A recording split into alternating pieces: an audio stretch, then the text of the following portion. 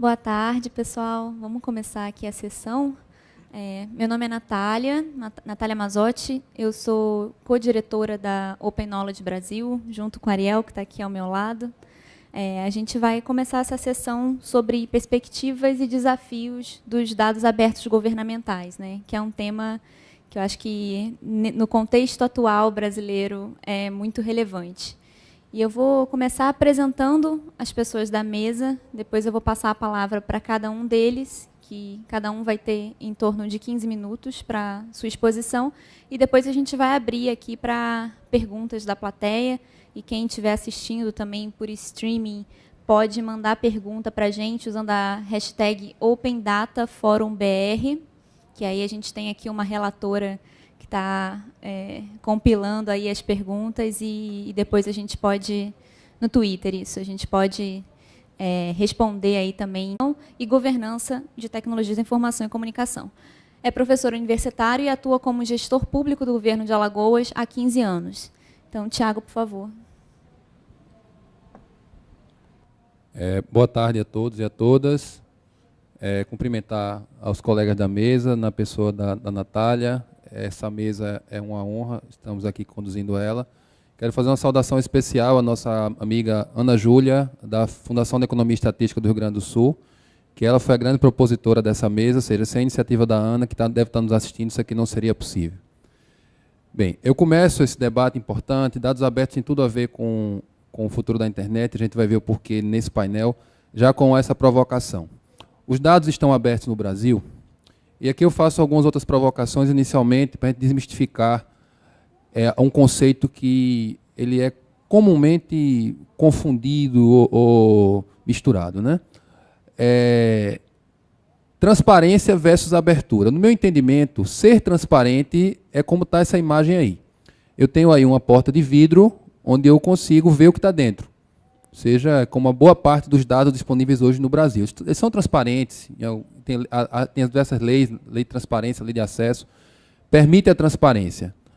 Mas a abertura é muito mais do que isso. A abertura é ter a porta aberta, onde eu possa entrar nesse local, interagir com esses dados, interagir com o ambiente. Transparência é isso. Aqui eu tenho a imagem do mapa lá do meu estado, de Alagoas, mas a abertura é isso aqui. É eu ter o dado num formato aberto, onde eu possa interagir com esse dado num código computacional e, a partir daí, fazer isso. Aí eu estou falando de uma pesquisa feita pela própria Faculdade Estácio com o uso de dados abertos para a geração de um aplicativo de dados socioeconômicos. Eu começo deixando claro, na minha visão, a diferença entre uma coisa e outra. Ou seja, se fala muito em transparência, mas precisamos avançar muito no que tange a abertura. E aqui está aqui o resultado final, um aplicativo aí consumindo, sim, os dados abertos. Com aquela transparência, isso aqui jamais seria possível. Dados abertos, acima de tudo, é uma obrigação da lei, tá? A Lei de Acesso à Informação, ela regula o acesso a informações previsto na Constituição, foi regulamentada na União pelo esse decreto 7724, e a própria lei ela é clara que o acesso à informação é regra, o sigilo é exceção, e todas as informações produzidas ou custodiadas pelo poder público e não classificadas como sigilosas são públicas por padrão, e, portanto, acessíveis a todos os cidadãos. Ou seja, eu estou falando nada mais, nada menos do que cumprir a lei. Complementando, destaco essa frase, né? Informações públicas são bens de propriedade dos brasileiros e não instrumentos de poder do agente público. Isso é uma reflexão importante que certamente vai ser permeado aqui ao longo do painel. A lei de acesso traz dois tipos de modalidade de acesso. A chamada transparência passiva é aquela que o cidadão pede o dado, e a transparência ativa, que é onde se encontram os dados abertos. Ou seja, você tem a divulgação de dados e informações de forma proativa, independente de solicitação. A transparência passiva, apesar dela ser muito comemorada pelos órgãos de controle, ela, na minha opinião, trouxe um grande problema. Olha essa matéria. 500 mil pedidos de acesso à informação em 2016.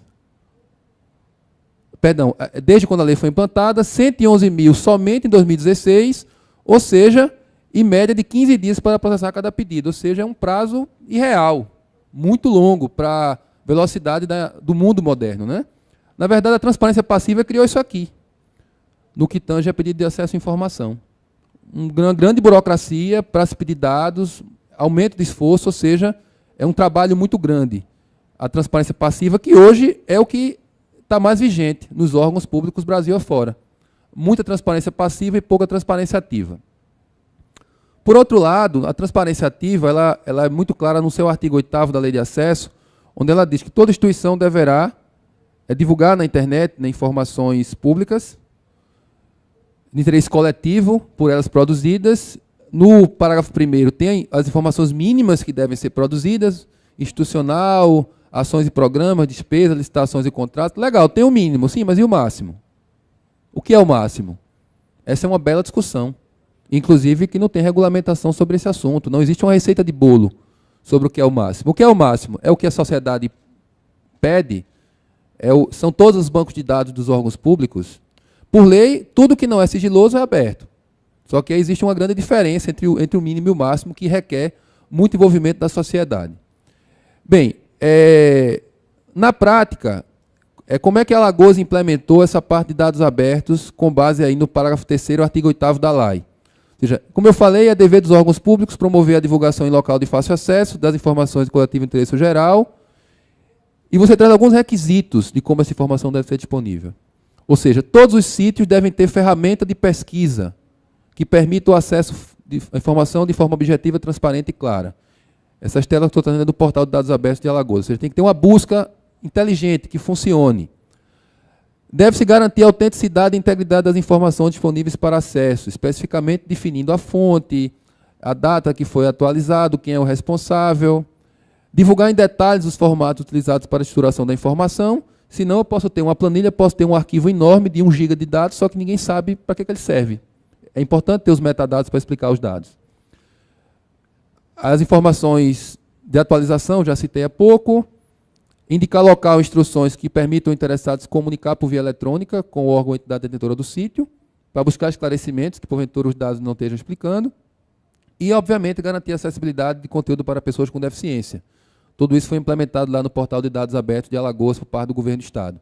Tá? E ainda, especificamente em relação aos dados abertos, lá no parágrafo 3º, inciso 2º e 3º, ele destaca que todos os sítios que disponibilizam essa informação pública, os dados devem possibilitar a gravação de relatórios em diversos formatos eletrônicos, inclusive abertos e não proprietários. Aí é que está o X da questão. Não é somente divulgar informação, mas divulgar informação em diversos formatos, de tal maneira que o jornalista consiga fazer um bom uso daquele dado, o geógrafo, o pesquisador, o economista, o empresário.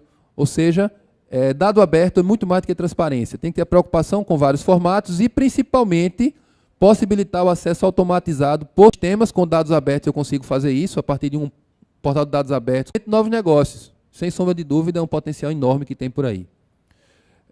Rapidamente aqui, ou seja, em relação a dados científicos, só uma provocação, tá?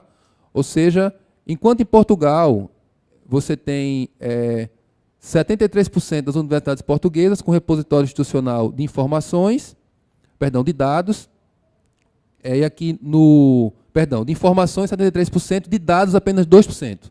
Isso em Portugal. Já no Brasil, você tem aqui 50%, 52% que tem repositório institucional de teses, dissertações, etc., mas nenhuma universidade brasileira tem repositório de dados abertos. A gente há de destacar que todas as universidades públicas federais são obrigadas pelo decreto 8777 a disponibilizar dados abertos. Já fala aí uma outra oportunidade para se trabalhar. Vou avançar um pouco mais rápido. Bem, Alagoas, ela chegou a ser a segunda maior fonte de dados chegou a ser a primeira, hoje é a segunda maior fonte de dados abertos do Brasil, e é a única que está integrada ao Portal Brasileiro de Dados Abertos, tá? Respondendo por 6% da oferta de dados do Portal Brasileiro. O Rio Grande do Sul, hoje, está como a primeira fonte de dados abertos, graças a um excelente trabalho feito pela FEE e pela Casa Civil do Rio Grande do Sul e pela Procergs. Tá? Fomos ultrapassados recentemente, mas, enfim, que bom que o Rio Grande do Sul está fazendo o seu exemplo. Tá? Aí eu tenho isso aí, a figura que resume o modelo, aí, o Piece of Cake, que eu trabalhei no mestrado, contribuição aí. Houve uma discussão recente na Câmara sobre a lei para normatizar a política de dados abertos em órgãos públicos, e aqui tem uma fala bacana do Jaime Klein, do Observatório Social, que ele destaca que a disponibilização de informações em dados abertos ajudaria o trabalho da entidade, já que nesse formato a quantidade de dados é limitada. Para ele, transparência apenas sem dados abertos já é coisa do passado, e eu concordo integralmente com ele. Transparência só não é suficiente.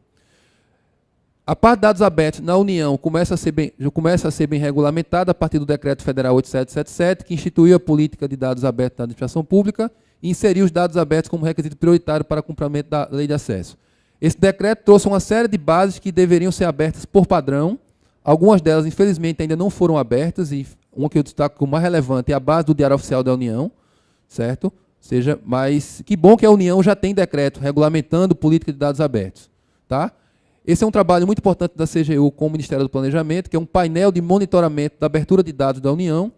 Esse aqui é um status, salvo engano, de maio, onde você tinha 20% das bases abertas, e eu peguei na semana passada, das bases que estavam previstas para serem abertas em 2017, cerca de 74%, mostra que o governo federal tem feito um trabalho bastante relevante na abertura de dados. Em relação ao panorama do mundo, esse aqui é um estudo feito pela Ouvidoria Geral de São Paulo, é comandado pela colega Helena, onde coloca que o Brasil é a 21º colocado em quantidade de datasets de conjunto de dados abertos no mundo. Vamos lá. E na matéria dos estados,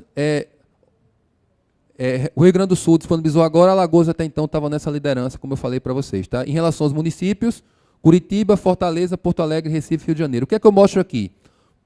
Com exceção da União, poucos estados e municípios já estão trabalhando com dados abertos. Ou seja, é uma preocupação porque dados abertos estão na lei de acesso, mas, por outro lado, é uma grande oportunidade para avançarmos nesse cenário. Aí está o panorama dos dados. Para concluir a minha fala, desafios e perspectivas de dados abertos no Brasil conforme a nossa ótica. Primeiro, precisamos ter uma política pública nacional para dados abertos e não somente federal. Dados abertos não pode ser aberto de qualquer jeito, precisamos ter uma preocupação com a classificação desses dados, até porque dentro do oceano de dados que nós temos nas organizações públicas, temos todo esse conjunto de dados produzidos sob a guarda da instituição, só que boa parte deles são passíveis de sigilo, que jamais poderão ser abertos. Exemplo, dados de segurança, dados de pesquisa científica, dependendo do dado, dados pessoais. E, por outro lado, tem aqueles dados que podem ser disponibilizados e abertos. É preciso se ter esse tipo de trabalho de classificação. E a lei de acesso determina que seja feita isso no seu artigo 25º.